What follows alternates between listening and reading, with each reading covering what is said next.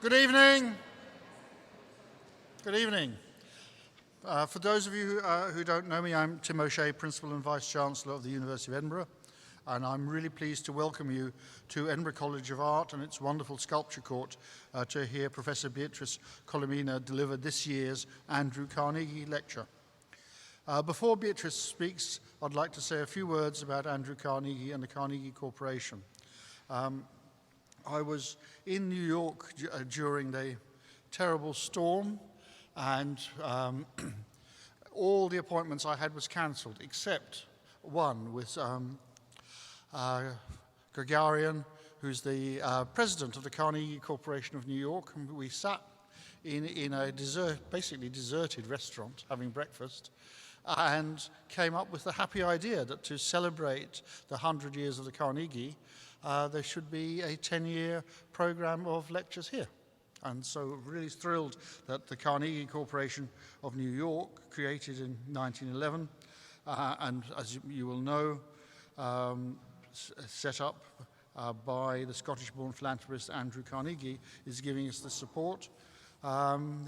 He was somebody who's, if you know about his career, would make you uneasy, but then towards the end of his career, he thought the only way to die well is to die poor, and systematically invested in libraries, invested in universities, and as well as the Carnegie Corporation of New York. And we have to remind ourselves that's where the money for this wonderful series is coming from. We were also supported by the Carnegie Trust for Universities of Scotland, and I'm proud to be one of the trustees there. So this New York Carnegie funding enables us to bring really the world's best international speakers to Edinburgh to give a public lecture and take part in student workshops, seminars, and meetings with staff and students.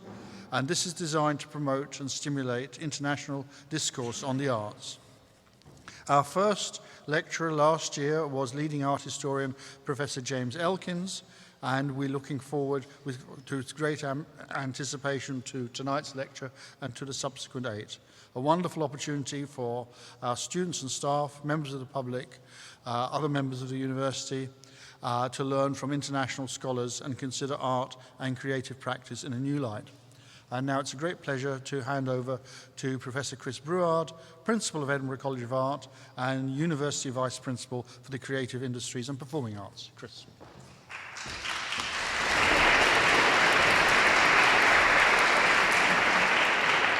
Thank you, Principal. Well, it's a real pleasure to welcome you to the 2014 Carnegie Lecture, and for those who are visiting us, to welcome you to our home. For those who have never visited before, I just want to say a very few words about the space that we're inhabiting, because it's a special space. The sculpture court is in many ways the heart of the Lauriston campus, and it displays a selection of the college's teaching collection of casts in the setting that was designed for them by the architects Peddy and Kinnear between 1907 and 1911. The casts, the majority of them, were inherited from Edinburgh College of Art's predecessor, the Trustees' Academy, and some of the earliest are from the early 1800s.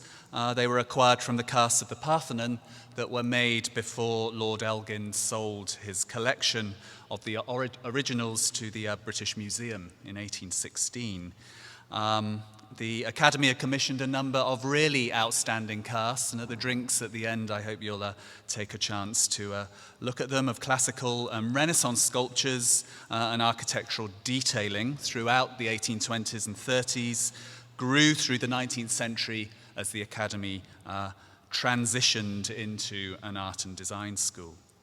And the whole collection benefited from renewed research and much needed conservation, supported by Edinburgh School of Architecture and Landscape Architecture around 4 years ago, supported by the Heritage Lottery Fund. And in their totality and their relationship to histories of art school pedagogy of different sorts, and in their uniqueness, of course, many art schools destroyed their cast collections or abused them through the 1960s and 70s in the radical moment. They rival the famous V&A cast courts, which of course reopened last week. So it's entirely fitting, I think, that we should choose to cite this evening's Carnegie lecture on radical pedagogies in a space that encapsulates a history of practices, is a present home to students and staff from the School of Art located in adjacent studios, and supports our thinking around the future of our disciplines. It's a living, breathing space of discourse and not an inert museum. So you will see some students walking through, but I think that's all to the good. Final year students from Edinburgh School of Architecture and Landscape Architecture at ECA exhibited their degree show work here in this space in the summer. The first time they'd been let into the hallowed halls, and it was the best show ever. It really inhabited the space in a very interesting way. Great poetry and great success. Now, the Carnegie Lectures themselves also, as Principal said, represent our contemporary community. Eminent international speakers are nominated by staff from across our 5 schools at Edinburgh College of Art: art, design, architecture and landscape architecture, history of art and music. So we choose you, Beatrice, and you come to us. It's very democratic. And you're chosen because your work is seen to have made an important impact on art scholarship and its wider influence in the world. And we work our guests very hard. We ask them not just to present a lecture in the traditional form, but to remain with us for a further day and work closely with colleagues and with students in workshops and crits. So that's what Beatrice will be helping us with tomorrow, which is fantastic.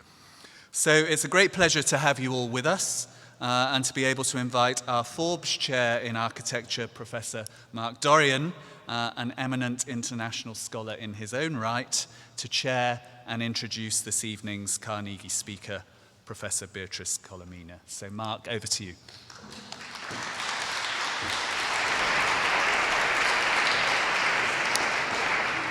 Thanks, Chris. Well, it's really a great honor to be able to introduce Professor Beatriz Colomina's lecture this evening. Professor Colomina is an important and eminent architectural historian and theorist. I think one of the very few of whom it's true to say that her work has changed the whole landscape of contemporary architectural scholarship. She's based at the School of Architecture at Princeton University, where she's founding director of the program in Media and Modernity. This is a graduate program that promotes interdisciplinary approaches to cultural forms that emerged in the 20th century, particularly in relation to the interchanges between culture and technology. Professor Colomina has far too many activities and publications to list here, so I'm really only able to mention a few. Her edited collection from 1992, Sexuality in Space, was the first book to seriously address architecture through gender theory.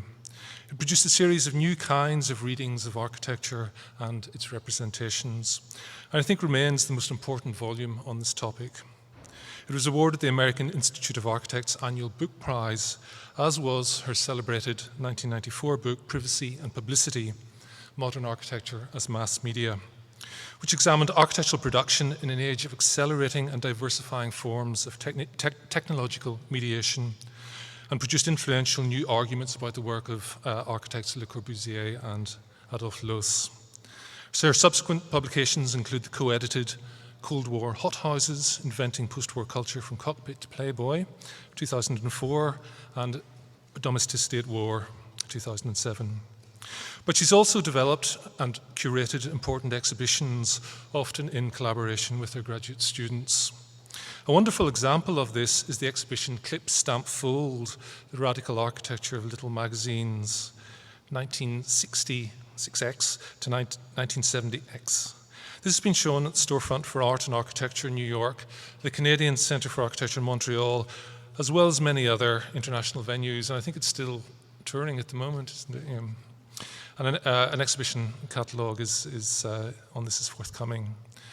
And that, of course, brings me to her Radical Pedagogies project, around which Professor Colomina's Carnegie lecture this evening is based. Work drawn from the project has recently been exhibited under the title Radical Pedagogies, Action, Reaction, Interaction at the 14th Venice Biennale of Architecture. And I know that some of the audience this evening have seen it there. It's presently an ongoing project, again in collaboration, as you see from the introductory slide, with PhD students. And here I quote from the project's website. It explores a series of pedagogical experiments that played a crucial role in shaping architectural discourse and practice in the second half of the 20th century. As a challenge to normative thinking, they questioned, redefined, and reshaped the post-war field of architecture. They are radical in the literal meaning stemming from the Latin radix, root, as they question the basis of architecture. These new modes of teaching shook foundations and disturbed assumptions rather than reinforcing and disseminating them. They operated as small endeavours, sometimes on the fringes of institutions, but had long-lasting impact. Much of architectural teaching today still rests on paradigms they introduced. So please join me in welcoming Professor Colomina.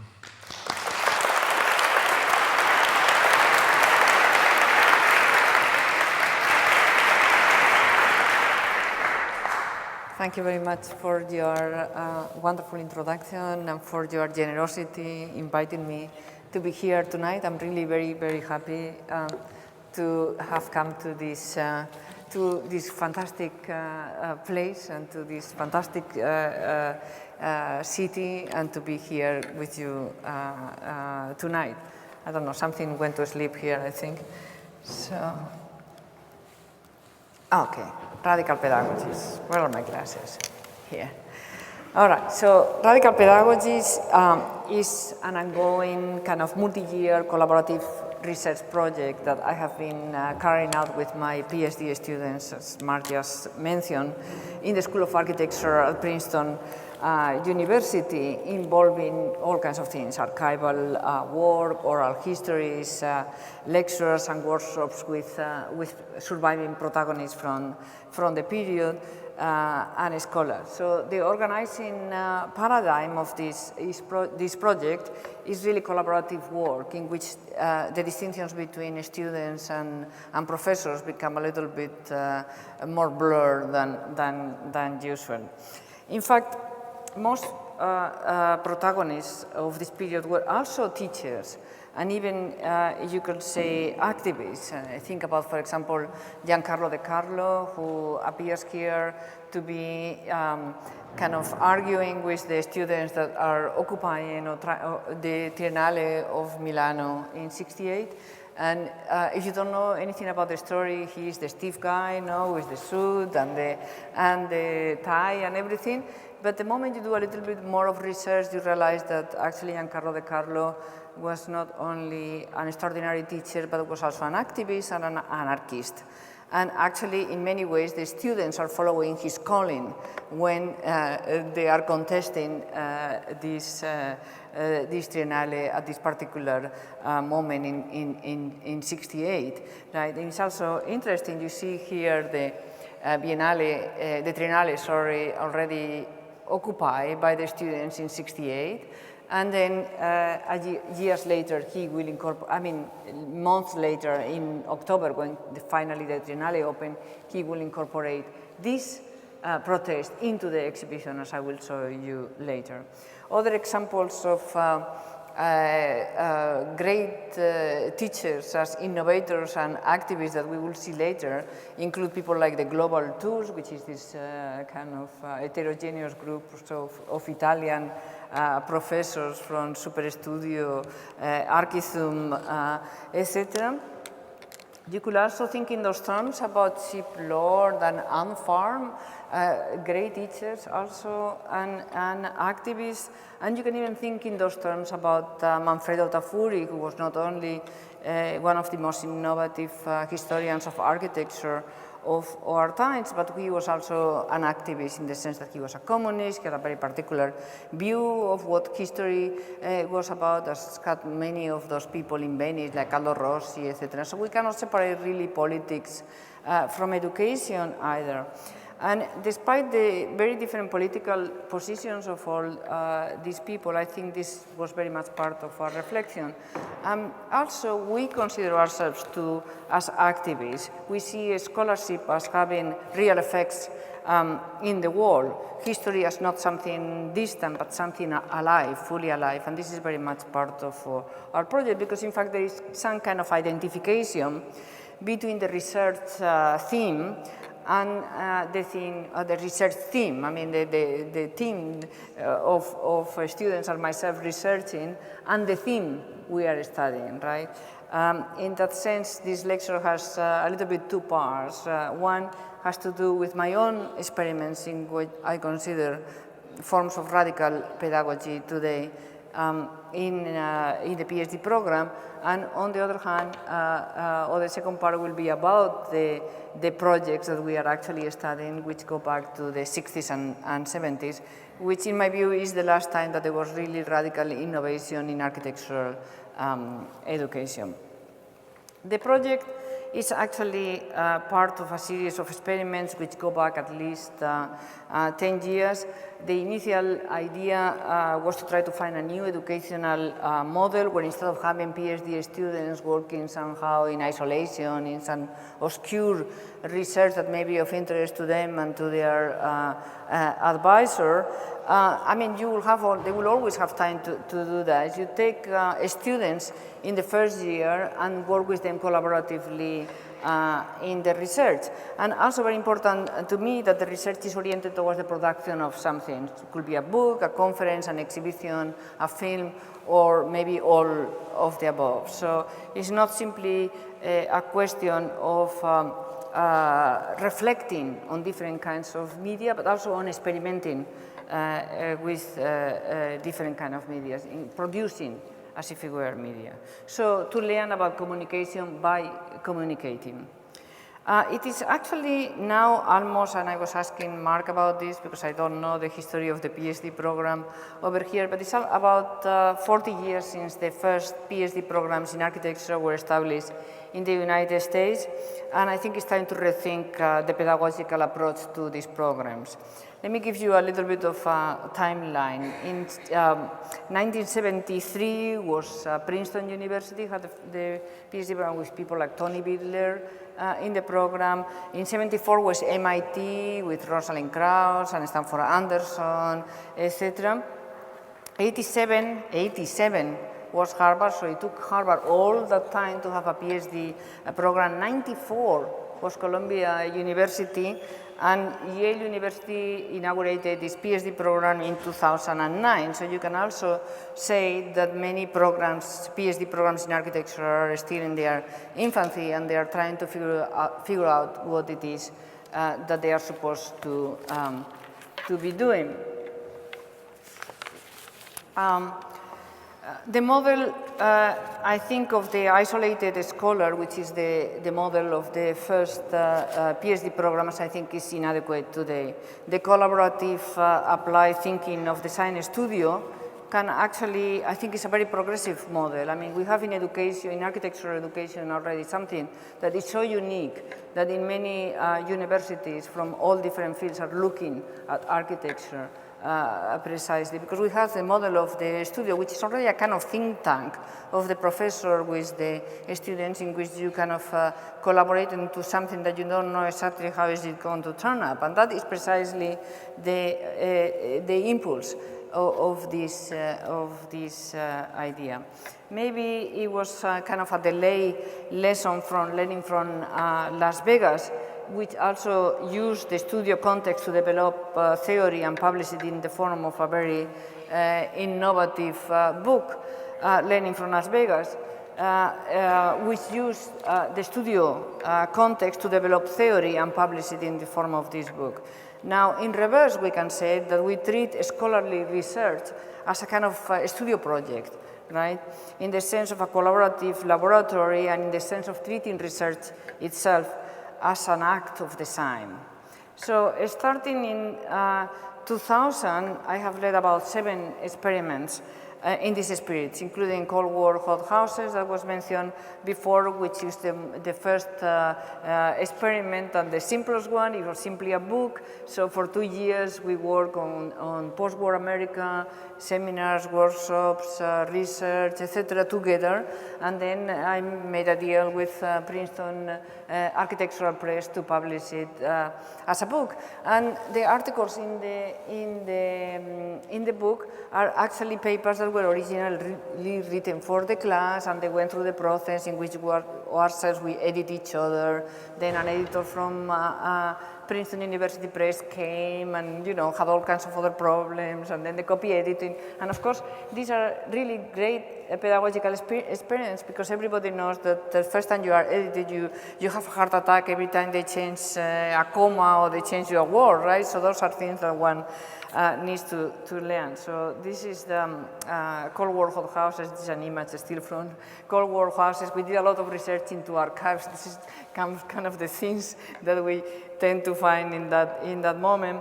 Next one was discipline building. Actually, discipline building was a conference, a big conference, on the history precisely of the PhD programs in architecture in the United States, in which we invited all the surviving protagonists, the people that have founded this program. You can see there anybody from Denise Scott Brown, but also Stanford Anderson, Tony Bidler, Hal Forster, etc., etc. So many people from Peter Eisman, Diana Agres, Michael Hayes, etc. The people that are running programs now, and the people that founded these programs in the United States. And the third one, which I think in many ways is, it was the most successful, was Clip Stand Fall, which Mark already mentioned. I'm trying to do it very fast because I'm told better not to pass the 45 minutes, so I'm going like a machine. But I wanted to show you a little bit of this image. Clip Stand Fall, which is about the little magazines of the 60s and 70s. You may have seen it because it was at the AA in London. It was first, we went also for 2 years of research into these little magazines. We went all over the world. We went to Japan, we went to Italy, we went everywhere looking for this, interviewing the protagonists. We even found people that had forgotten they have done these magazines. Actually in Oslo, for example, we found there was an Oslogram, because Archigram had been so important in Oslo that they did a publication. Archigram did a special publication for Oslo that was called the Oslogram. Well, even Peter Cook had forgotten about this publication, and it was interesting to us that as we went from place to place, new magazines were incorporated and new students thought about themes of research. So, for example, there was a student in Oslo that did a PhD on the Oslogram. This is in Storefront for Art and Architecture, where the exhibition was first, where you can see the wallpaper of the covers, the timeline on the right, the bubbles where the originals were. There was no money.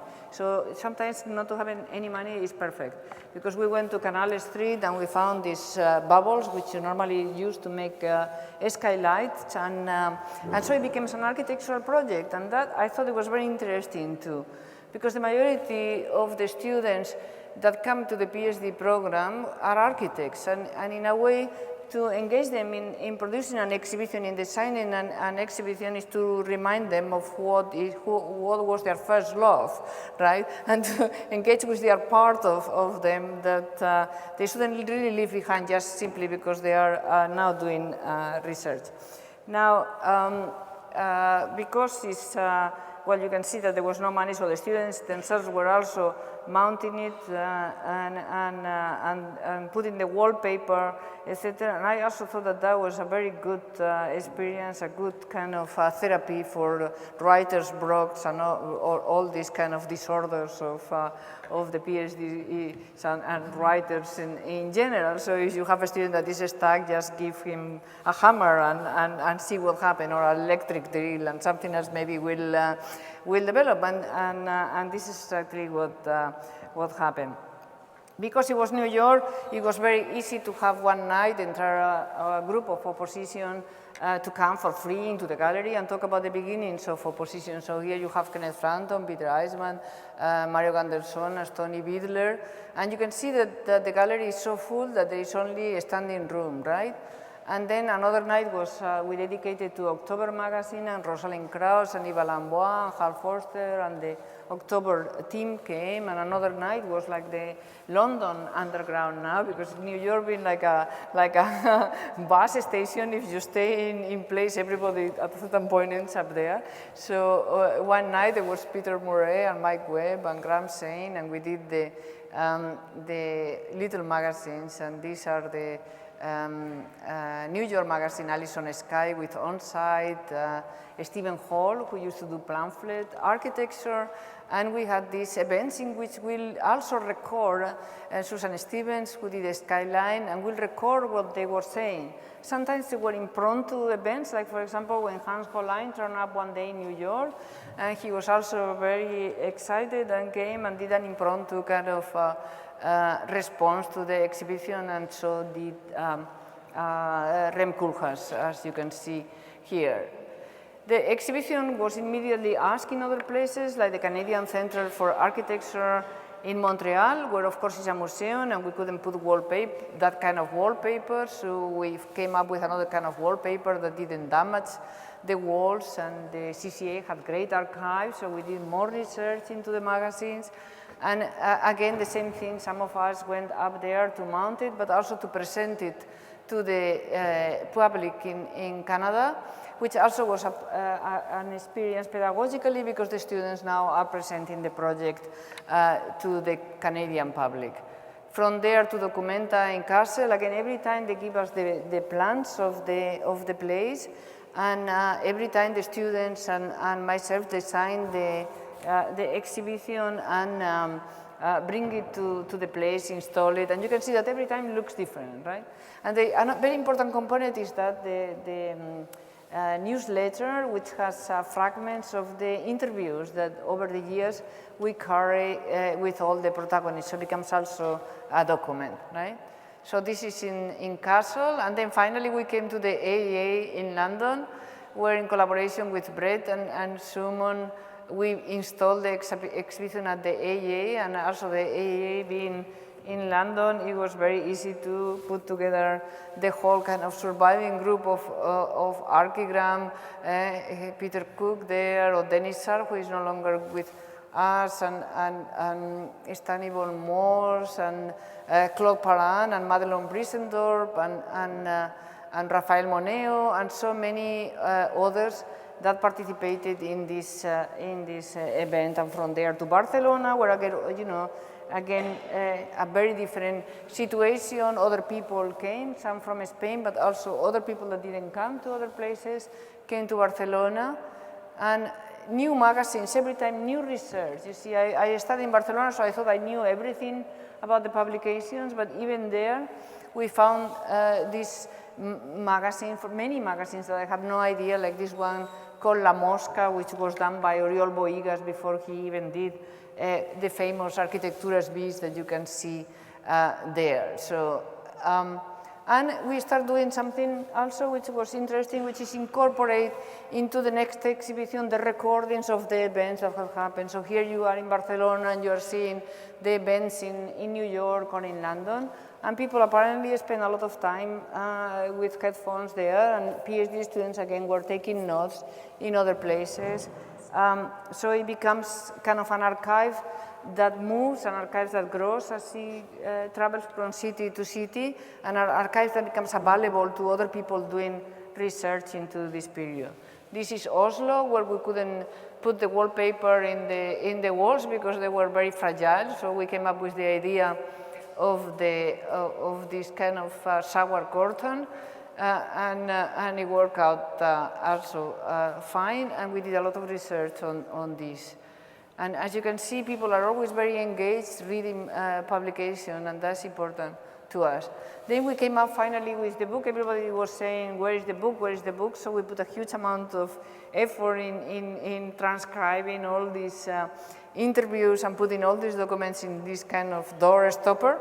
And of course, the inevitable happened, that when we finished the book, which I thought we have already been done with the exhibition keeps being asked in different parts of the world. For example, very recently it has been in Bogota, and again, very different situation, and we ended up learning a lot about little magazines in Latin America that are not at Columbia University, that are not in Avery, that you would never have found anything about them, and we collaborated with all this team of people that either had done magazines or were PhD students or are PhD students in Bogota or here in Santiago de Chile. And in fact, in Latin America, they are now coming with a supplement to the Clip Stand 4, which includes all the Latin American magazines. So here, very quickly, in Santiago de Chile, which is a library, the GAN one, which is also interesting. And here is the installation, which, as you can see, is very different. Again, events with people from there. And okay, so the next project is actually a very little known project, because everybody knows Learning from Las Vegas, but perhaps you never heard that there was a companion volume supposed to come, which is Learning from Levittown. After the studio of Denise Scott Brown and Robert Venturi at Yale, the famous studio that ended up in the book, they did this other studio, which initially was called Remedial Housing for Architects, and then you can see in the handwriting of Denise, as in an afterthought, or Learning from Levittown, right? And the idea was if Learning from Las Vegas was about the strip and the public, etc. Now we were going to look at the private, which is the typical American house. I don't know why it's doing this. Okay, so Denise and Bob were incredibly generous. We went to their offices many times with the students. We looked at all the materials. We had seminars with them. We went down to the archives where they have all this incredible stuff of this book that never came out. They even have the panels of the studio that happened at Yale that they had even water damage. And it was so interesting, their attitude. I don't have a lot of time to go into it, but they have looked at attitudes to housing in everything, including soap operas, detective stories, movies, even cartoons like this Daisy Duck daringly to be different. Everybody's living in the same kind of house, and she dares to be different. Well, then something happened, which is that Denise which is very active, was getting up a ladder, and she fell and she broke her back. So she called me, and I had to do an interview for her, and she said, why don't you come to my house, because I'm very bored here. And I thought, yeah, sure, it would be great. So I hung up the phone, and then I thought to myself, well, you know, what if I bring the students? So I called her back and said, what if I bring, oh, I love the students, I'm so bored here, please bring the students, that will be great. So then I hung up, and then I thought to myself, well, how long is this going to be possible, you know? Bob was already fragile, he had broken something else a few months before, and then I called her back and I said, could we film the interview? And then she said, oh, I love film, my son is a filmmaker, what a pity that he's in Europe right now. So I found a team of students from, and we went to this house, which according to Bob is the only Art Nouveau house in America, and it's the most amazing stuff, because they have Victorian clutter, the most incredible combination of signs from Las Vegas, from McDonald's, etc., together with Andy Warhols and Rosenbergs, and so it's the most extraordinary situation. And then I found these two team of young students from NYU that'll help us film this interview, in which you can see Denise is wearing this this brace that she say would have made Bucky Fuller proud, right? And they are like an open book. You put the camera in front of them and they speak in full sentence. It's really crazy. You know, it's not like these people that you have to edit. It's absolutely perfect already. Why does this go away now and then? Ah, okay. It's saying something, but I don't understand what it's saying. Is somebody here that knows what this is? It's gone? Okay. The next one, okay. So, of course, the point is that the previous one, by chance, became a film, or it will become a film. We have the footage, etc. So I was thinking about doing a book, the edition of a book that never happened, the edition of the learning from Levittown, and this will probably go to, but I thought also the interview and so will also could be a film. So we experimented with a new media which I did not have any idea about, and that was exciting to me.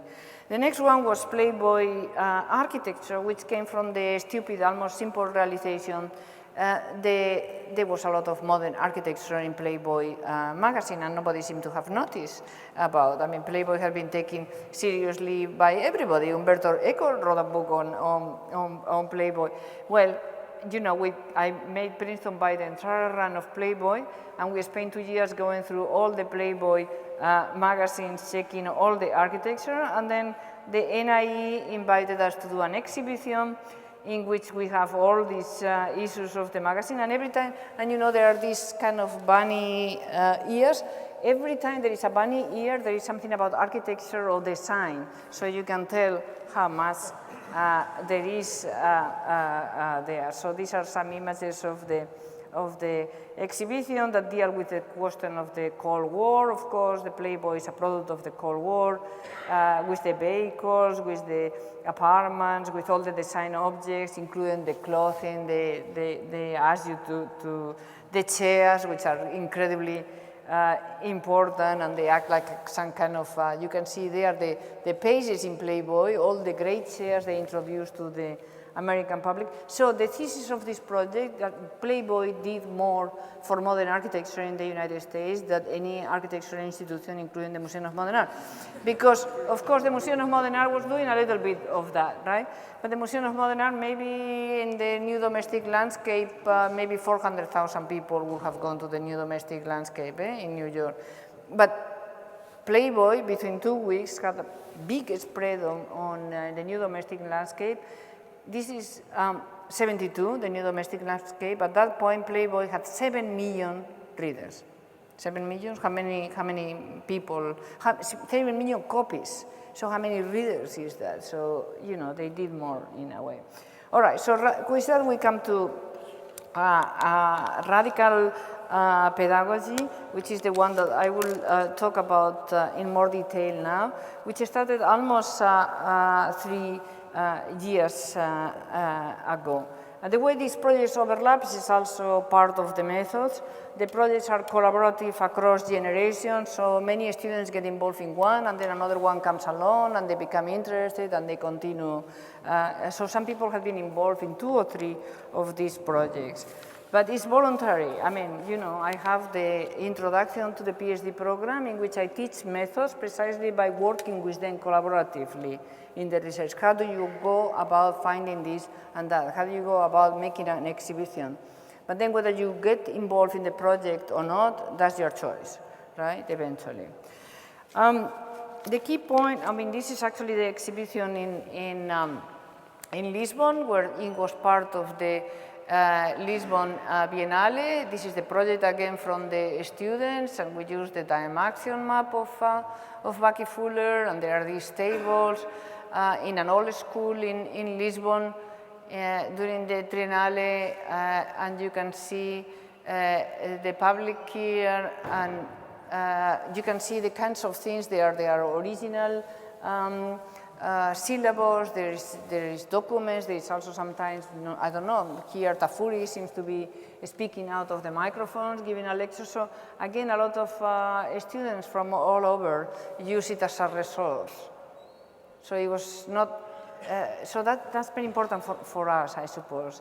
I guess that's an important point, the open source idea, that you put your research out there, that other students engage, that they contribute to, and that the whole process, they were also originals, like this one, the educational automation of Bucky Fuller, syllabus and other things that you could collect. So we'll give you a folder and you could put together your own documents. And here we are in Closer, which is in, the Biennale in Lisbon, where the events were in the street. So we went there and talked about all of this in the middle of and those are my students, so it was kind of funny to have to present all of this in the middle of a public square. So every time a different format, you have to experiment with different skills, no? And you know, AR did a special issue on education. We put together an article, so all those are part of the experiment. Then finally, the Biennale of Venice, as Mark just said, invited us to do this exhibition in Monditalia. They gave us this wall that you see back there, and we installed this wall of radical pedagogies. Again, huge amount of research.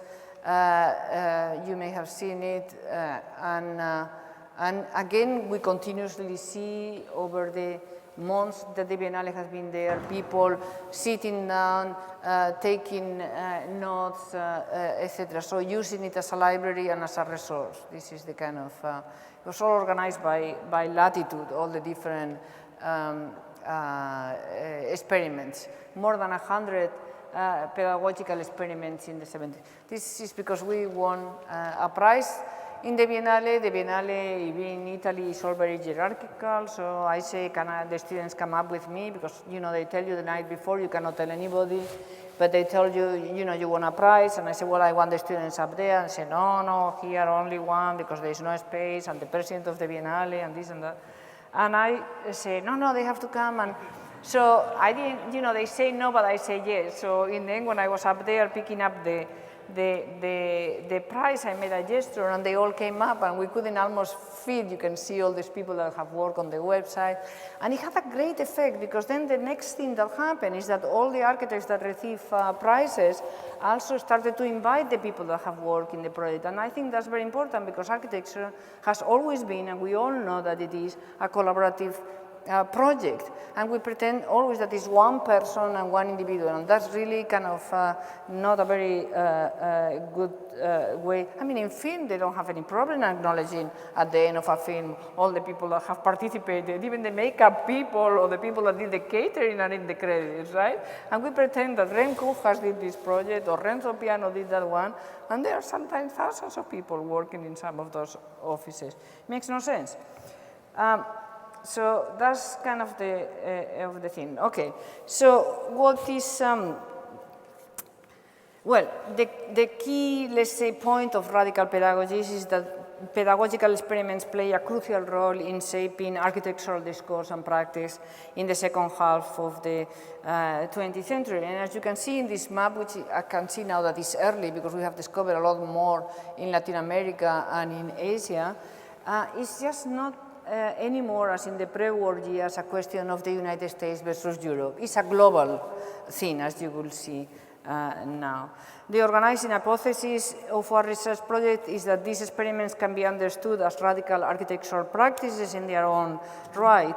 They are radical, as Mark already quoted, in the literal sense of radice in Italian, or radix in Latin, as something belonging or relating to the root, to the basis, and its foundation. So radical pedagogies, in that sense, shake foundations, disturb assumptions rather than simply reinforce and disseminate them. This challenge to normative thinking was, of course, a major force in the post-war field of architecture, but has been, for some strange reason, neglected in recent decades. Nobody had studied systematically. So that's why we decided to come up with this project in which we look at Valparaiso, for example. In Chile, these are the course of the culture of the body in Valparaiso, extraordinary experiments in Latin America, by the way. At Polyar, for example, with Cedric Price, I will talk a little bit more about it later, and Peter Murray, the idea that you have to dislocate, that you have to move from the building. So this, they get into a bus and they go to a different school and engage with the students there. You may know a little bit more about it. Or you have phenomena like a school of design in India, also extremely innovative. The Ray and Charles Eames were actually consulting professors there. Of course, there is also great experiments in terms of the new technologies, the first experiments with computers in architecture. What's happening? It's back? I don't know why it keeps going away. Why does it keep going away? You don't know? Maybe it's this? No? Yeah, okay. Anyway, in what context is this happening? This is important. This, of course, was a time of collective, if you want, defiance against the authority of institutional, bureaucratic, and capitalistic structures. As you can see in all these protests, that speaking about sculptures being thrown down. So, of course, it's May 68 is extremely important.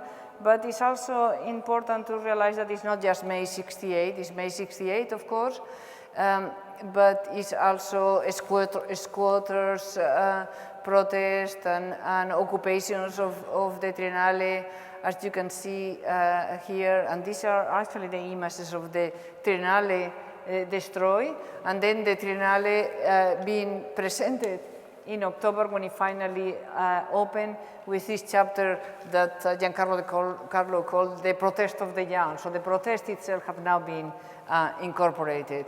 Or Columbia University on a strike in 1968, or Yale University in a strike. You know, the architectural building was burned down apparently by the students themselves. There were huge protests in the town at the time. It was the time of the Panther trial, so stop the trial, free the Panthers, right? And not only is the School of Architecture, this is actually Paul Rudolph's building on the right, was burned down, but you can see there was this big banner that appeared there, free the Panthers. So in case you have had any doubts about whether this has been an accidental burning. But again, it's not just Europe versus the United States, also protests in Valparaiso, in Chile, students protest in Mexico, you know about the massacre in 68, but in 72 they keep going. And all of this is, of course, also against the background of the Cold War, the Vietnam War, etc. And a domestic, here is the images of the Cold War, and a domestic environment built out of consumable plastics and objects of mass-produced desire. Utopian technological prophecies foretold in science fiction tales were realized now in a brave new world of computation, gadgets, and spaceships. Architecture, of course, was not impervious to such shifts, whether in high-tech spaceships like these ones that you can see in the cover of AD, or the informless, here more space tech, but also the informless. Now we think that we are the generation that start to be worried or concerned with the informal city, but when you go back to the 70s, you realize they were already concerned with these issues, and there were many special issues on the informal city.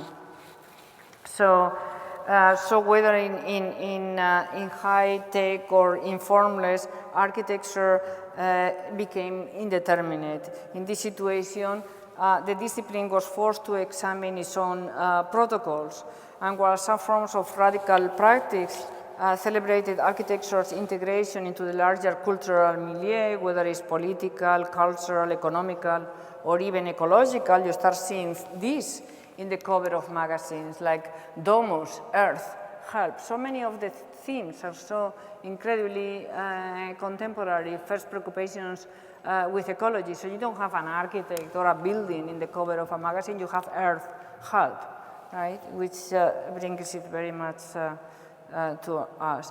But there is another side of it that happens absolutely at the same time, but we don't exclude it at all. In fact, we are interested also in it, which is that there are forms of radical practice that instead of celebrating architecture's integration into a larger cultural milieu, they retreat into an investigation of formalism, or like, for example, in these courses in Texas or in John Haydock at the AA, so returning to ideas about the autonomy of architecture, but that's also another form of returning to, or in Italy with Rossi and Grassi, etc.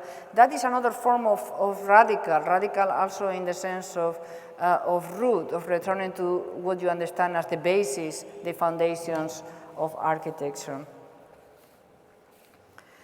Education became a vehicle clearly for these subversive actions. Alternative visions of the discipline were generated through progressive pedagogical initiatives. Pedagogy operated as an active agent in the processes with which it was concerned, rather than through modes of detachment or complacent reflection. They relentlessly questioned the institutions of education, probe architectural disciplinary assumptions, and aim to disturb architectural relation to social, political, and economical processes. And you can see that again in many places, from Mexico to the Architectural Association in London. When you look at the Architectural Association in London and you see the people that were teaching, they are the kind of the Smithsons, Archigram, etc. You think that it would be like today, when students seem to be in awe of Ren Kujas or whoever is teaching at Harvard. But it was the opposite. I mean, everybody was subject to some sort of criticism. So you see in these magazines that they are taking apart Peter Cook, or the only one that seems to be untouchable is Cedric Price, right? I mean, everybody else was up for so the students always had another, if they were doing Archigram, they will come up with another magazine that was more radical than that, or they make finds of them, etc. Here is Albin Boyarsky coming to the AA with on top of an elephant. I mean, these kinds of things happen. I think the whole thing, to make it very short, I will use actually a quotation from Ren Kujas, who describes the AA in the years that he was studying there. And he says, the scene, London's Architectural Association, 1970-1972, a school abass in sex, drugs, and rock and roll. David Bowie hanging at the bar. For a studio, write a book if you want. Dance or piss your pants if you want.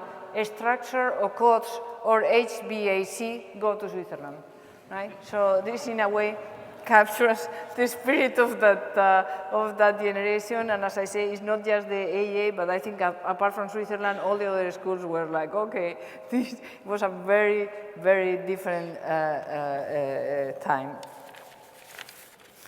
The term, a little word about the term radical pedagogy is of course a play on radical design, which is a term that was coined by Germano Celan for the diverse production of a menagerie of Italian groups, individuals, and publications between 1963 and 71, and includes Superstudio, Arquizun, UFO, 999, etc. There has been a lot of publications and a lot of exhibitions about this kind of work recently. So in a nutshell, all we are saying is that there was a parallel subversion in architecture, and for some reason we haven't paid attention to it. In fact, the same people are involved in this subversion of education.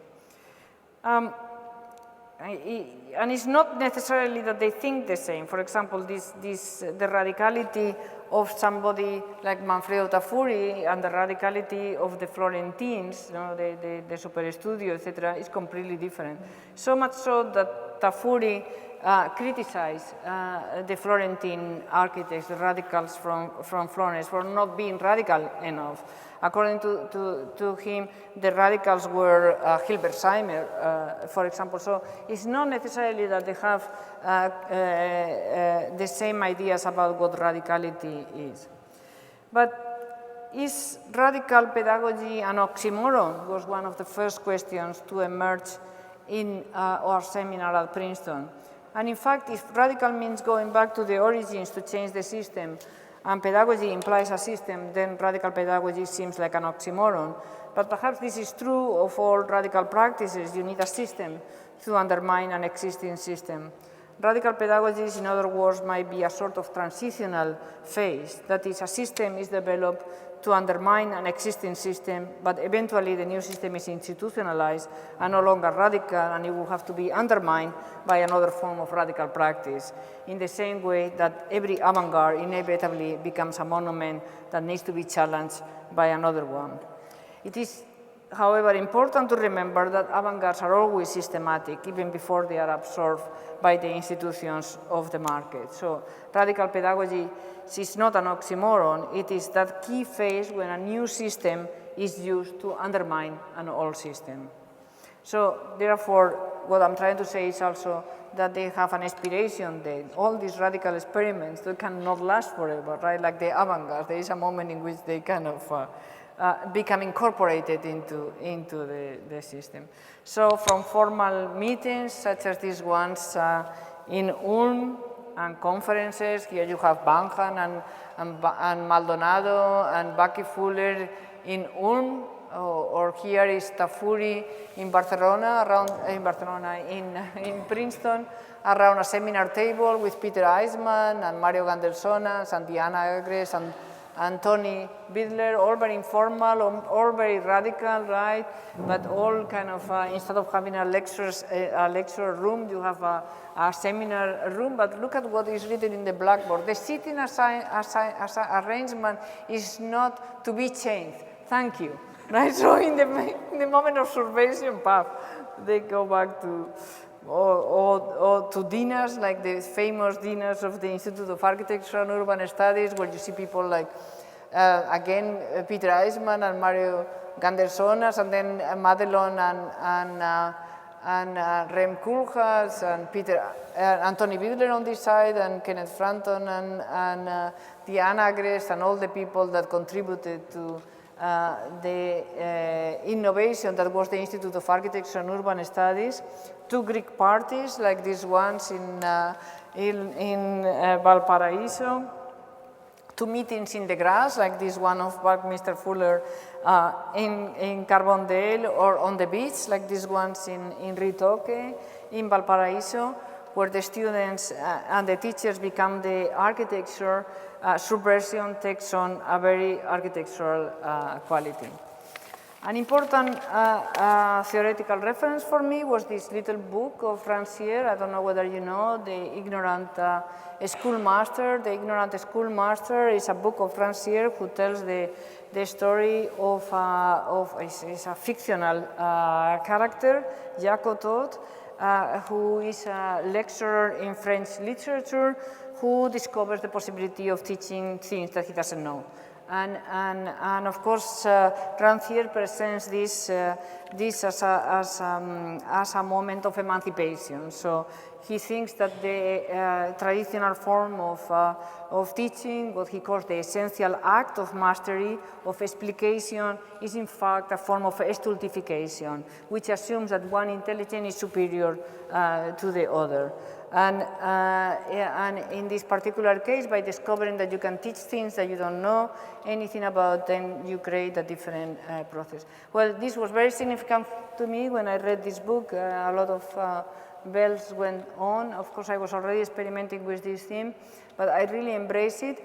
And embrace it also in the sense that, for example, the first project, the domesticity at the Cold War hot houses, was about what I was working on, post-war America. And it was a different kind of project because I had a lot of knowledge. I don't know, this is not what it is. You should look at this book. I don't know. And then the other projects, the Clip Stanford, the Playboy, the Radical Pedagogy, I had no idea. So I deliberately, or the learning from Levittown, I deliberately start with the students doing research on a project that I don't have any more knowledge, maybe a little bit more knowledge, but not really significant, than they have. And then we do the research together. And as we encounter all the obstacles that you find in the research, I also have to think about it, right? And I think aloud, and they think aloud, and that way I think it was better, I think. Anyway, so what is, very quickly now, really, what are we doing? What? 5 minutes? Okay, so in 5 minutes I'm going to show you a few of the examples. which includes things like Black Mountain College. Everybody knows Black Mountain College, which was really, as it was put by someone, a galaxy of talent, including people like Joseph and Annie Albers, John Case, Merce Cunningham, Bucky Fuller, Clement Gilbert, Robert Motherwell, William Koenig. I mean, everybody and their mothers. And it's interesting because their keywords here are experimentation and interdisciplinarity. In fact, you have here John Cage, here with Bucky Fuller, Merce Cunningham, sorry, and Bucky Fuller. And Bucky Fuller built a dome there, one of the first domes, which actually collapsed, but of course the people at Black Mountain College believe in failure. Failure was good, right? Experimentation needs failure. Here is Bucky Fuller lecturing in Carbondale. Bucky Fuller actually, starting in 1948, had basically invented a new kind of a school made up of parasitic workshops in other institutions. At a certain point, he calculated that he was teaching 50,000 students simultaneously in 106 universities. So he will teach in Black Mountain, but he will teach also in Carbondale, or he is in Carbondale, or in Princeton, or in so many other schools where he will go, and with the students also together collaboratively, they will mount a dome, etc. He also argued that the classroom of the future will be essentially larger and will be computers and two-way television. Of course, he's saying that way before there were computers or two-way televisions. And he put together these ideas in the book that I showed you before called Education Automation. What is this? Ulm. Ulm is, of course, a very interesting school that you know, 1953 to 68. Good design as a way to create a better society. The ambition was none other than re-democratize Germany after the war. The building itself becomes kind of a teaching element, and that is interesting. The building was designed by Max Bill, but the building is part of the pedagogy. It was built by Max Bill with the students. You know, it's a school of design. They will design all these things. They were really isolated, but many people visited. Here you have the IMSS with Max Bill. Well, very quickly again, the Texas Rangers. The Texas Rangers, also very interesting school, 51, 56 in the United States, where people like Haydu, Colin Rowe, Bob Slasky, etc. got together. The purpose of architecture, according to them, was not to train, or architecture school was not to train students in the profession. That was absolutely not necessary, but stimulate their intellectual and spiritual development, to develop the intellectual faculties. That's the point. Of course, all those people ended up either at Cornell, Colin Rowe, or at Cooper Union, Hayduk and Slasky, and continue these ideas. This is Valparaiso in Chile, extraordinary school. If you don't know anything about it, you should really look into it because it's fantastic. With all these Faliene and these interventions, they will go out of the city into the beach, etc. And they will do all this great, this was Chile now. Yeah. The publication in Mexico. This is Sao Paulo, where the school is, the building itself is a very important pedagogical element, the FAO of Artigas. These are the students inside the FAO. This is La Escuelita in Argentina. This is at the time, of course, of all the political upheavals in Argentina, where all the professors, from the interesting professors at least, of the School of Architecture in Buenos Aires were thrown out by the dictatorship, and they started alternative little schools like the Escuelita, another one called Taller Total, etc. And they will invite people like Aldo Rossi and other people, because this is also the time in which there starts to be all this movement from people from different countries teaching different schools. Of course, learning from Las Vegas and learning from Levittown, which I already have talked about. This is the Institute for Architecture and Urban Studies. You know that Peter Ashman is obsessed with football, so he had the whole team presented as a football team, and there they are. The Universitas project is a very interesting reflection that happened at MoMA on schools of design, which in 1972 organized by Emilio Ambas, and the aim was to establish an experimental university dedicated to the problems of environmental design. And among the people participating, imagine, Henri Lefebvre, Michel Foucault, Tomás Maldonado, Martin Poli, Umberto Eco, Hannah Arendt, Carl Soske, Peter Asman, Rosalind Krauss, Jean Baudrillard, etc., etc. So unbelievable. I think there is a whole book about it. Here, closer to you, it will be one of the studies that we did is on Dalibor Vesely and Joseph Rydberg and their students from the Essex course. Very interesting to me is the fact that so many brilliant people, whatever you think of them individually, came out of this school. Everybody from Robin Evans to Libeskind to Mustafabi, etc., etc.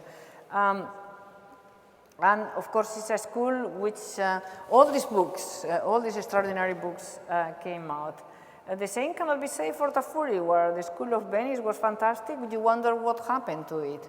Great school, where are the students, right? Global tools, again, is the idea of moving from place to place. Giancarlo Descarlo, the Polyarch I already mentioned, they went from school to school with the bus. The first experimentations with computer, Nicolas Negroponte, but is well known, but what people didn't know and we discovered during the research is that even before MIT, Harvard was already had a laboratory for computation. And it was the school of the IMSS of design in Ahmedabad, Ken Gotange in Tokyo, Fry Otto here in Stuttgart, the Institute for Lightweight Structures. And finally, I want to present you this last one, which was very surprising to me, which is the Berkeley Center for Independent Living. Berkeley was at that time considered the crib capital of America, with a large number of disabled people living in town independently. And students joined the faculty in the School of Architecture, not only to make this campus accessible, but also to start designing apartments in which these people could live independently. I think that's really an incredible example of which we know so little. So, in conclusion, with a typical short lifespan, these diverse experiments often found one of the following ends: abandonment or dissolution, assimilation into a generic mainstream education, or termination due to financial or political constraints. Many radical pedagogies in that sense trace an arc which is typical of the avant-garde, leading from radicality to conventionality, from subversion to institutionalization. And yet, much of the discipline's strength still comes from these experiments of the 70s. They affected the institutions that swallow them up, and they lie between the discipline waiting to be reawakened by another generation, almost like a dormant virus or a monster in a horror film. Thank you very much.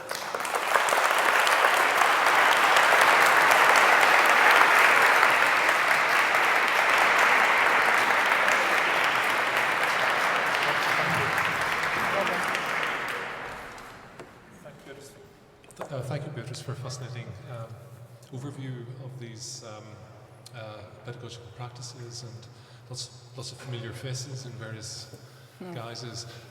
We have short time for some questions, so I think we have a microphone somewhere. That's yeah.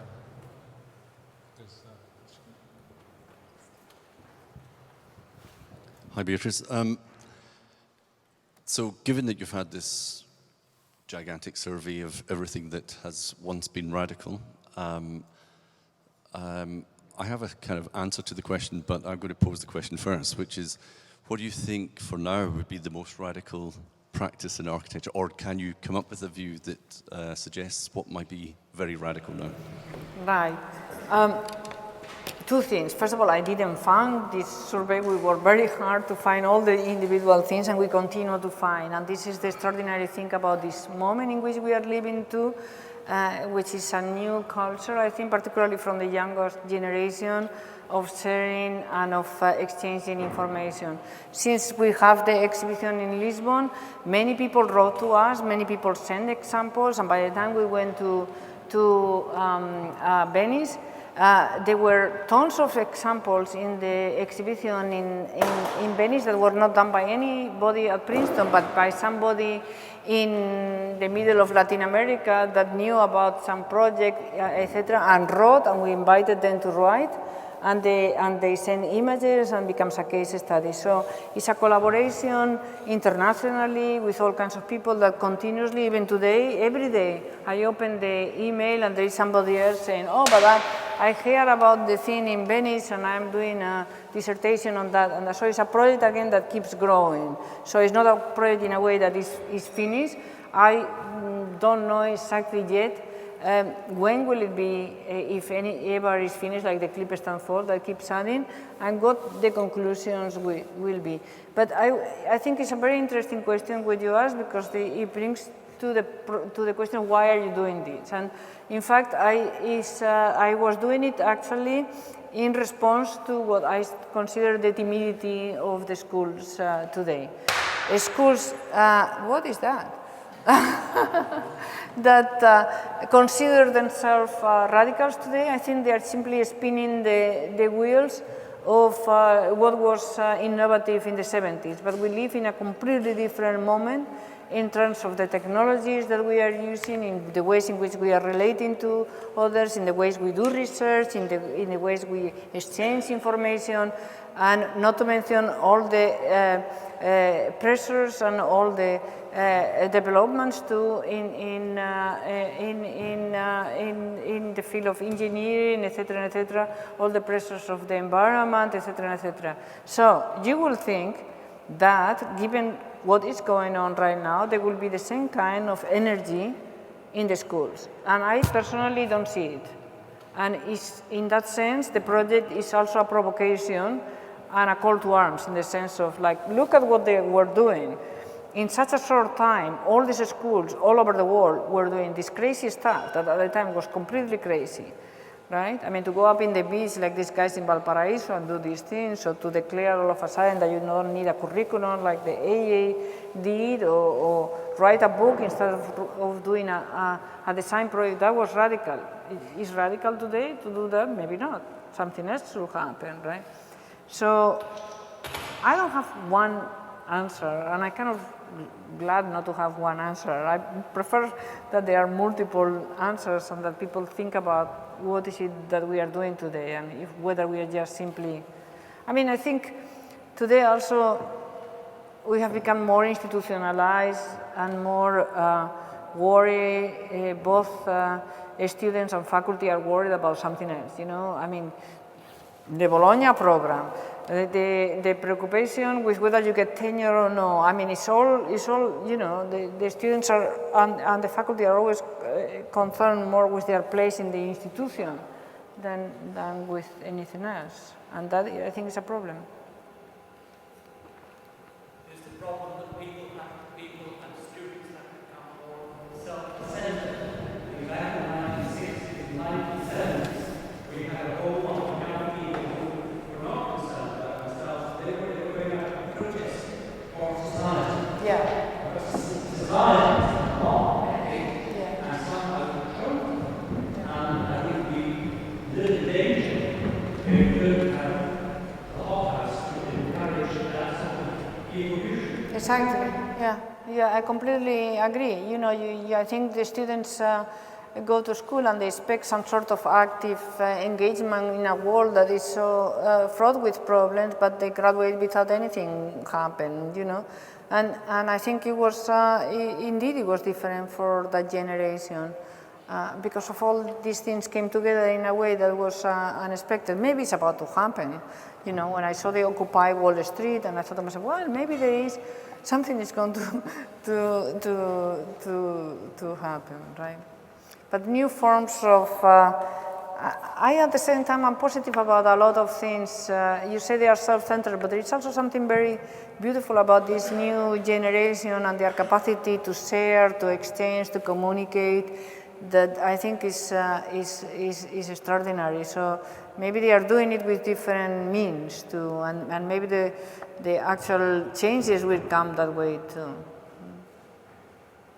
I, for example, enjoy very much the generosity of my students and the generosity of people around the world sharing their research, willing to put it there to talk among themselves. I thought that was, you know, a generation before PhD students were like, they were like that. When I took over the direction of the PhD program at Princeton, each one was in their own individual research, and they were always obsessed that whoever or whatever was copying them. And you're like, really? I mean, you haven't written your dissertation, somebody's already copying you. So this is part of the impulse that led me to think that maybe we should do these things in a more collaborative way so that they become less paranoid.